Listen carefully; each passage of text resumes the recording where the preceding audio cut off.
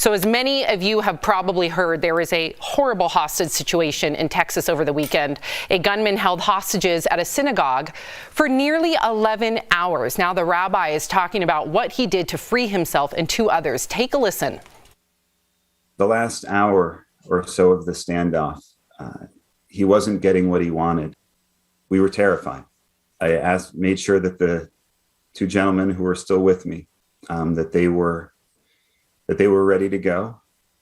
The exit wasn't too far away. I told them to go.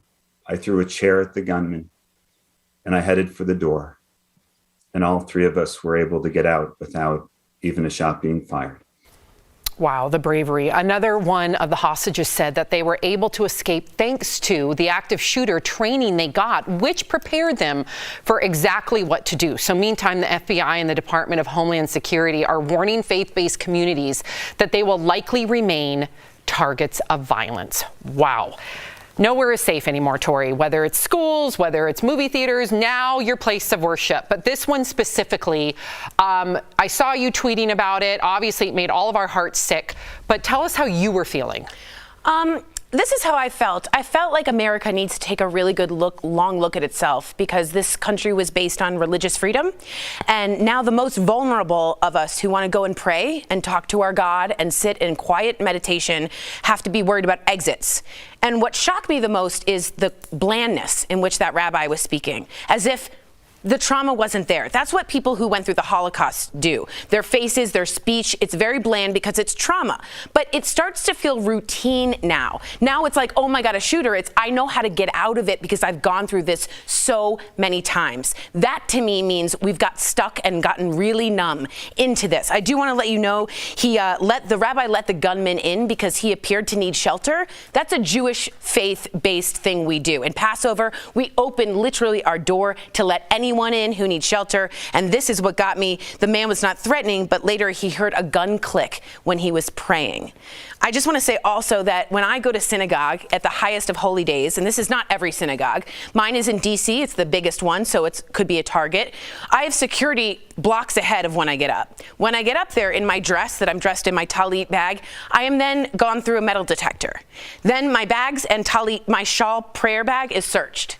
Then we are shown our tickets and confirmed it 3 times because someone might want to kill me and my family because I want to sit quietly and talk to my God. That's where we are. That's when I talk about the social fabric falling apart, and now we're repeating it to the news without any affect in our voice. I want to say shalom to everyone out there, which just means peace. It breaks my heart it was during Sabbath because it was meant for a day of rest. Right. Tori, thank you for speaking from the heart. And you're right. You know what? Where are we in society, Erica, where we fear our children are in school, we fear going to see a movie, we fear going to a concert, we fear going to a farmer's market, and we fear going to our place of worship? Where do we go from here? Sam, I don't know where we go from here. I mean, as Tori was talking about it, I thought of, Emmanuel Church. If you haven't seen that movie, Emmanuel, I would really suggest that you at least watch it to put some context to not only like what happens after, but what happened before. It's chilling that, like Tori said, the affect is in the voices is almost gone because this is just a new reality and not so new reality that we face. So I don't know, Sam. I think it's really gotten to the point where we just figure out how to keep ourselves best protected. And, we give a lot of respect. And I definitely give a lot of respect to people who are putting themselves in the line to do so. Yeah, I didn't know which way to go with this, but I want to go positive. Tori said what you said, Tori, is from the heart, and I think it's good for everyone to hear. But I think it's also good for people to hear that there is good around the whole world, right? When you need help in your community, I'm lucky enough to travel around the world. People I don't even know their language or know their culture or what they're doing. They offer me their home, their food. People are genuinely nice around the world. We highlight the craziest of crazies. We highlight these shootings. And to me, I always want to wrap my head around where this comes from.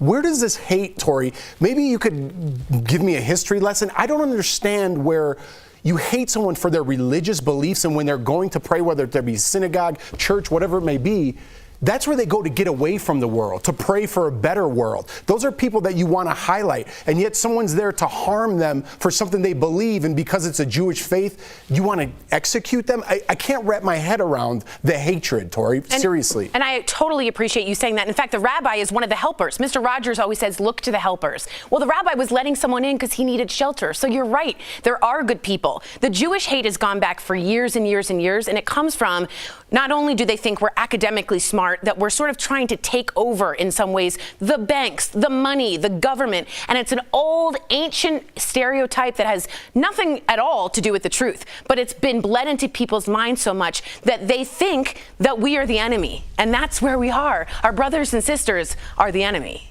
Wow. Well, I can only hope that, again, and I sound like a broken record, that reform happens.